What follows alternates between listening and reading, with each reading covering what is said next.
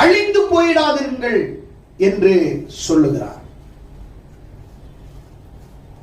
அப்படியானால் அதற்கு கீழே இருக்கிற வசனத்தை வாசிக்கலாம். 17வது வசனம். யாக்கோபு 1:10.